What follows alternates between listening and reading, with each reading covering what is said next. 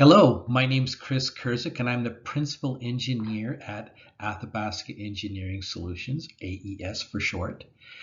And what does AES do?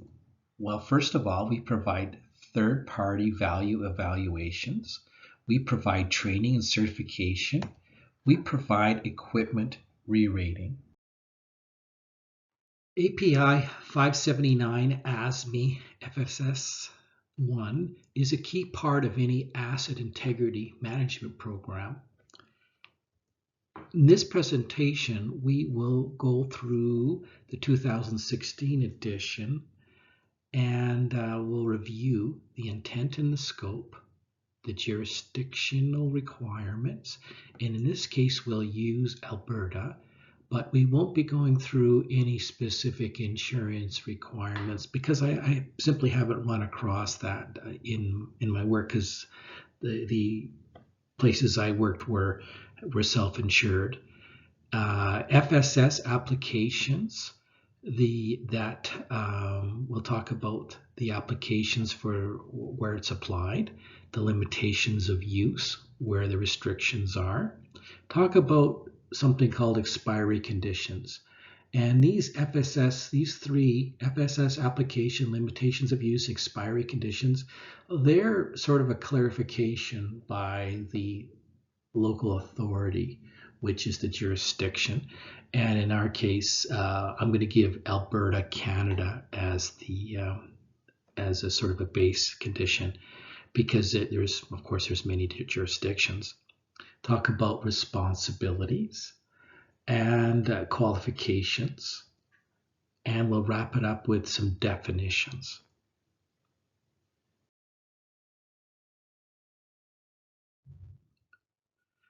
Now, if we look at the forward content, we can in the standard, there's a section that sort of outlines the intent of the standard.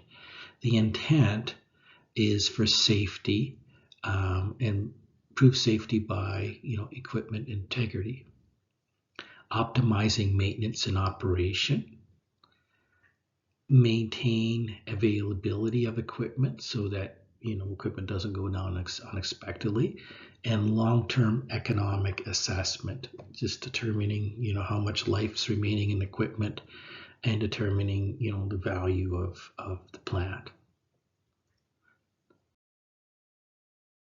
One version, the standard was made more specific about the purpose for doing fitness for service evaluations. They stated very clearly that its purpose is to estimate the remaining life of the equipment. They secondly stated that if damage is discovered, then there's a procedure in place for evaluating it and determining whether it can be returned to service with some repair or repair. And the other case would be, yeah, it's fine, we can continue to run it. Sometimes, for example, you might have a dent in a pipe, and the dent might be very minor in size, and then the operator may decide to continue to service because it's no threat to the mechanical integrity. Second case is intervals for inspections with or without additional monitoring inspections. These are often done with discussions with the local jurisdiction, determining the intervals for inspection, and based upon history, and making an argument for how to best maintain the reliability of the system. So then the third one is purposes for derating.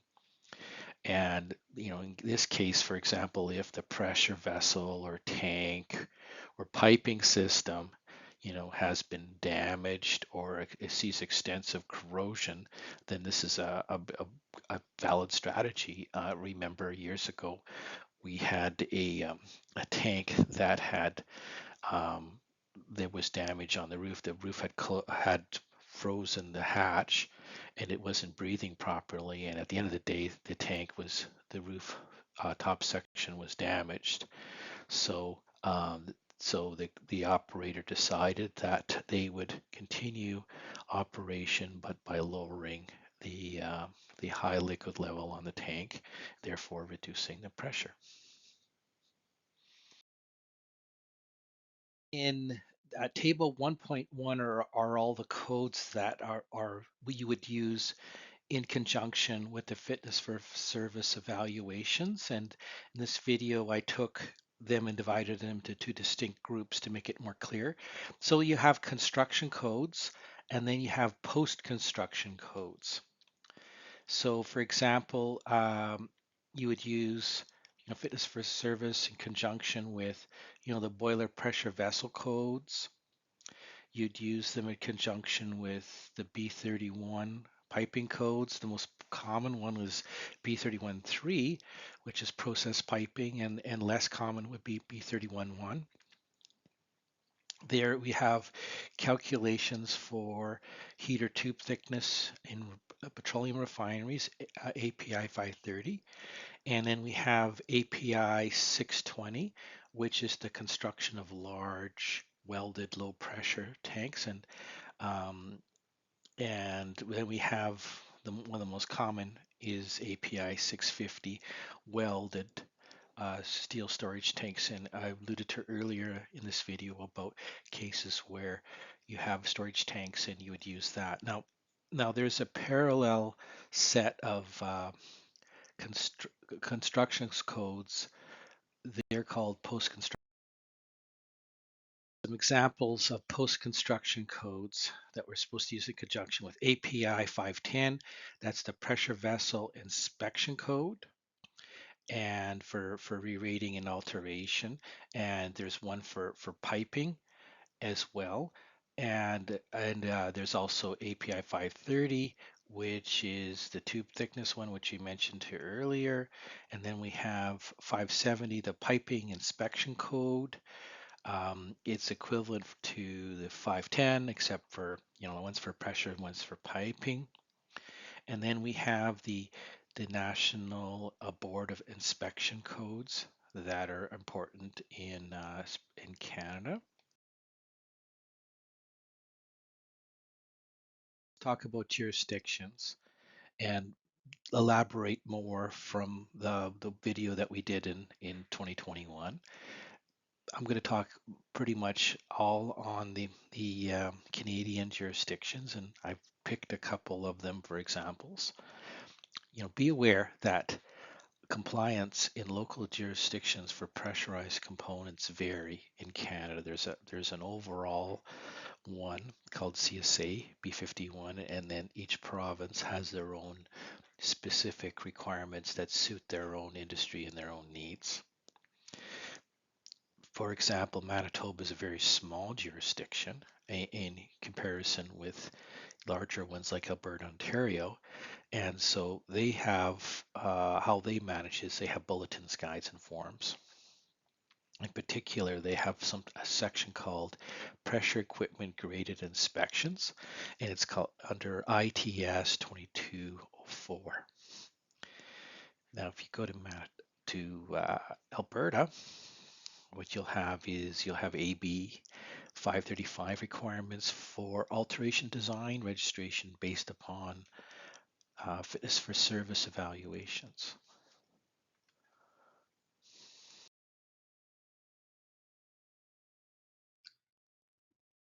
Applications. The local jurisdiction will require a valid reason why the assessment is to be done and why can't performing repairs or simply re-rating be done. You'll have to justify an acceptable service interval for that equipment, and the owner has to accept the responsibility for that. And the risk of operating the damaged equipment has to be evaluated by that owner and to be acceptable. And they have to have a risk management and safe operation plan in place before implementing this plan. and they must have documentation and monitoring. So it says the fitness for service assessment shall include a specified and predetermined date for the permanent resolution of the flaw effect, and it should provide a detailed monitoring and risk management plan to ensure continued safe operation. The monitoring plan shall define all pertinent variables and correspondence acceptance criterion. The owner must have a detailed documentation, record keeping systems, maintenance, monitoring programs, and all other required activities to ensure safe and continued operation of equipment. And of course, if they start changing the process, then this procedure is really not valid.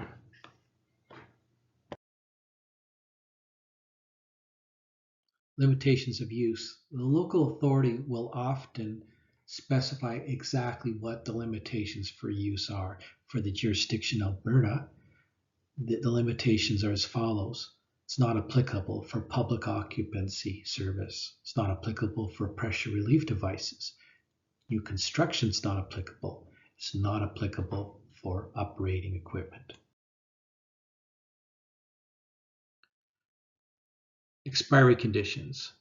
When FFS alteration design registration includes acceptance for a limited predefined period of time, the registration expires when any of the following apply. When you have a predefined period for operation has elapsed, the monitoring variable has become out of the specification of the calculation limits, and a monitored variable would be, for example, thickness, crack depth, and it's outside the criterion, so therefore it's expired. New conditions have occurred or will change, and that will expire it as well. Note also that if the equipment has been sold, relocated, or re-rated, then this also is expired as well.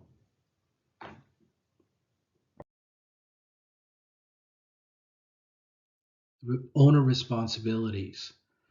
The owner has an overall responsibility for the fitness for service program, the requirements to be met by the jurisdictional authority, and for the insurance companies.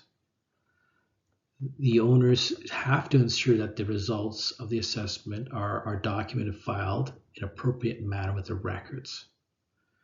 They have to understand the extent of the damage, and this is performed by means of a risk assessment. The local authority of the jurisdiction of Alberta requires a risk assessment. They require the documentation for the risk assessment. And so the owner has to have a comprehensive and systematic process for evaluating all potential risks to people, environment, property that may be affected as a result of appropriate pressure equipment. The following questions should be considered when doing a risk assessment. How are or will the operating conditions be met and controlled? Which operating transients occur in the past, and how have they affected the damage mechanisms? How many potential failure of other equipment will affect the normal operation of the pressure equipment in question? How will the owner address the responsibility of establishing a criterion for retiring pressure equipment? What are the permanent resolution plans? So at the end of the day, the owner accepts the risks for continued operation.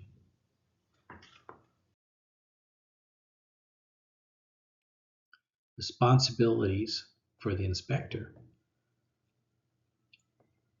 The inspector must determine the inspection and testing requirements. So they must work in conjunction with the NDE examiners to determine the plan, the inspection and test plan, the plan for getting the inspection results required.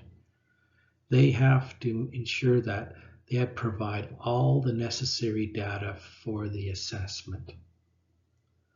They have to ensure its completeness and accuracy. The equipment's been calibrated to do the testing and so on.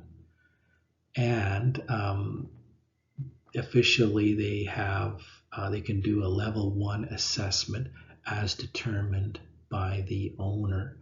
But the specification also recommends that the FFS engineer provides a check.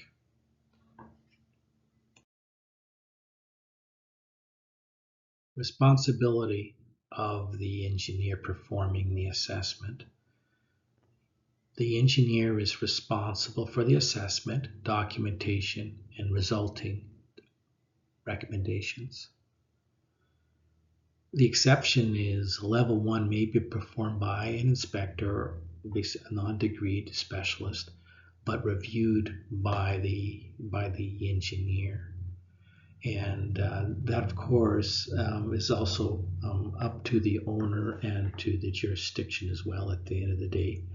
The FFS engineer must implement the following engineering disciplines in their study: materials and metallurgy, mechanical and structural inspection, fracture mechanics knowledge, NDE examination, and must understand the process.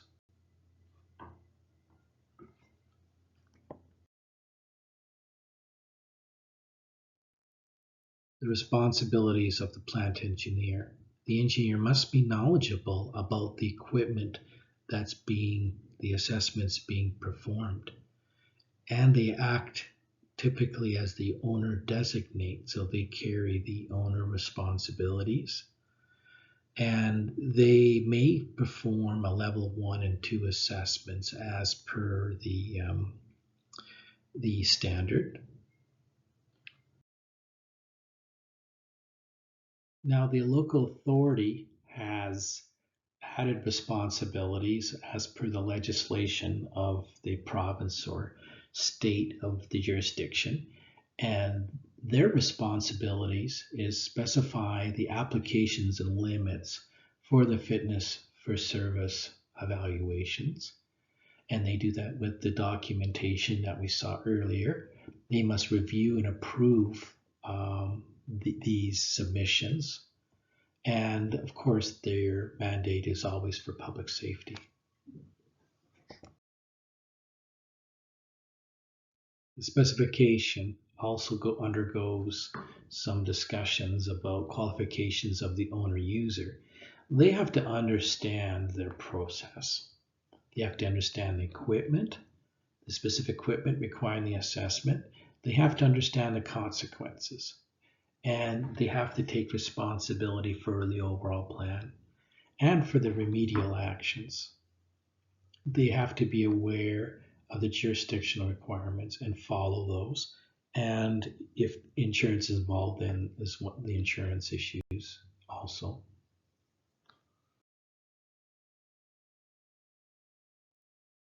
Qualifications inspectors. Inspectors, by the standard, have to be qualified and certified to post-construction specs per the applicable requirements. So examples would be API 510, API 570, API 653 for tanks, and NB 23. NDE personnel must have a minimum of a level 2 ASNT or an equivalent standard. The inspector must be experienced in inspecting and assessing that particular piece of equipment.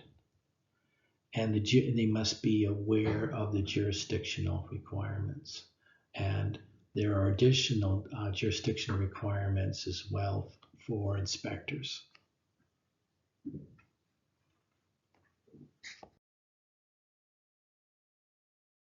Qualifications for the engineer.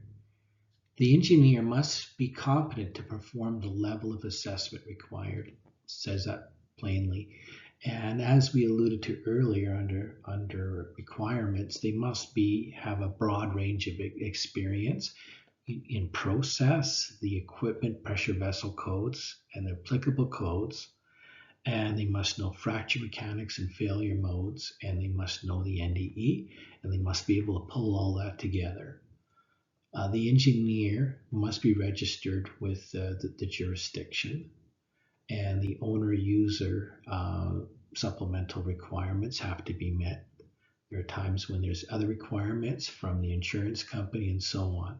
So those have to be adhered to. The jurisdiction, within that jurisdiction, a little bit more detailed, they require that the work assessments are stamped by a professional engineer.